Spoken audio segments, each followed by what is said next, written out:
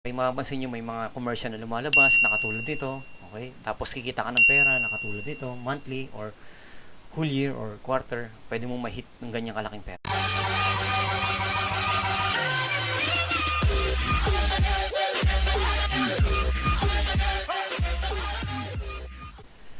Hello guys, welcome back to my channel. You know who this is.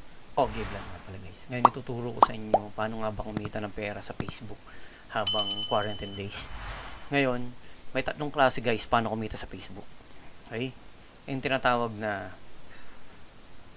fan subscriptions, brand collaborations, and stream ads.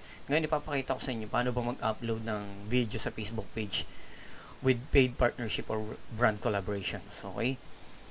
Mapapansin nyo guys ngayon sa Facebook, mas marami nagpo-post ng video para kumita sila ng pera. Once na na-hit nila yung criteria sa brand collaborations, sa stream ads. Okay, mapapansin nyo may mga commercial na lumalabas na katulad nito. Okay, tapos kikita ka ng pera na katulad nito, monthly or whole year or quarter. Pwede mong ma-hit ng ganyang kalaking pera. Okay, ngayon, syempre ang requirements niyan, number 1, may page ka na. Okay, kung wala ka pang page, napakadali naman mag-create niyan. Gagawa din ako ng content, how to create Facebook page. Okay?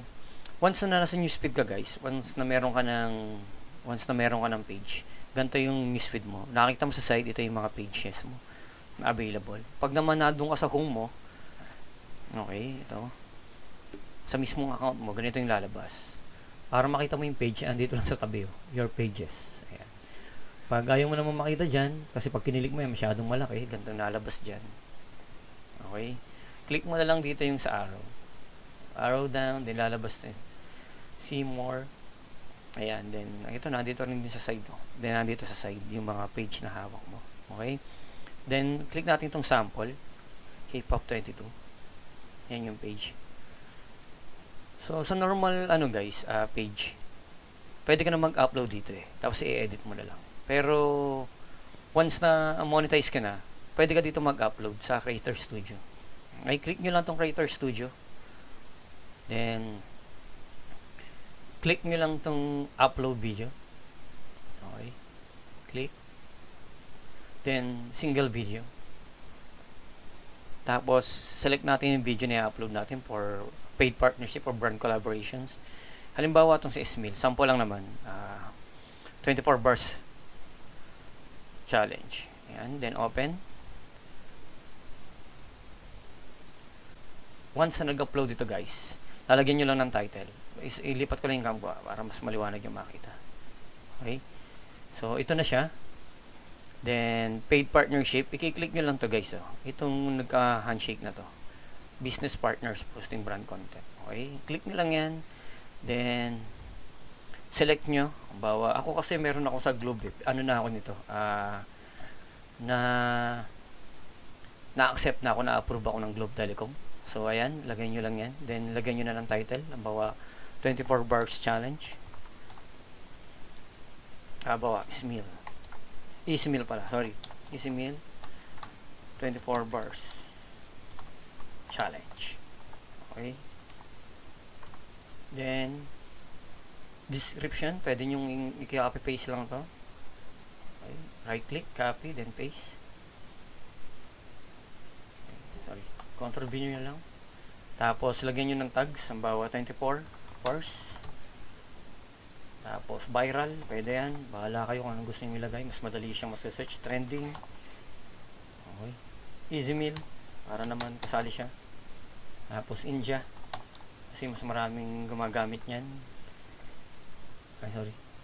India pala. Select nyo lang, hanap lang kayo dyan. Sige, ito na muna. Tapos Manila, maraming Facebook user. Okay, tapos pag okay na tayo dyan, select kayo ng thumbnail. Pwedeng customize guys. Okay, add image ka lang, select mo lang to, then hanap ka ng pictures na gagamitin mo. Okay, ito easy meal. Yan, yung magiging ano nya. Okay, tapos punta ka sa tracking. Pwede kang maglagay dyan ng kahit ano. Easy meal. Yan.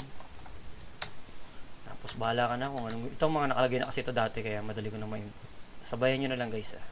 Pwede nyo punuin nyo, bahala kayo kung ilan nilalagay nyo. Okay? So, tapos, pwede nyo lang siyang isave. Next. Then, publish. Okay. Pagka-publish, wait lang natin, medyo matagal. Okay. Processing na siya. Punta tayo dun sa page natin. Hip-Hop 22. Punta ka lang sa page mo, balikan mo lang. And, okay. Lumalabas na may notification yan eh. Okay. Pwede mo na daw siyang i-view. So, view natin. Task ko lang yung camera. Check natin yung paid partnership, guys. So, ito na. Ito na yung video. Makikita nyo about this partnership. Globe Telecom. Ayan. Paid partnership nakalagay, guys. Napakaliwanag. Paid partnership. Globe Telecom. Ayan. Lumalabas yung page. Globe Telecom. Tapos, about. Ayan. Kung ano yan. So, ayan. Paid partnership. Hip-Hop 22. Paid for by Globe Telecom. Ayan. So, ngayon, i-check natin kung saan natin siya pwedeng makita. Punta lang tayo dun sa Creator Studio once na may Facebook page ka na. Creator Studio. Ito, naka-open na rin sa side. Balik tayo dyan, Creator Studio, guys. Punta ka dun sa Insight. Okay. Pwede dito sa Overview, click mo na agad. Then, select ka ng page na gusto mong itingnan. Hip-Hop 22, open. Tapos, punta ka sa branded content. Sundan nyo lang, guys, Tapos, eto na siya. Easy Meal. Check natin dito sa, ano niya. Analytics. Sorry. Parang kailangan ko dito yata ang side yung camera. Yan, ito na. Globe Telecom Distribution Page 0 kasi kapopost lang natin. Engagement, isa pa lang. Ayan. So, ito yung view. So, wala pang details yan. Check natin kung meron na. So, ayan. May nagpuso na isa. So, ayan. Ayan yung ano niya. Kita nyo. Matrix niya. So, ito yan. So, ganyan lang i-view yung branded content.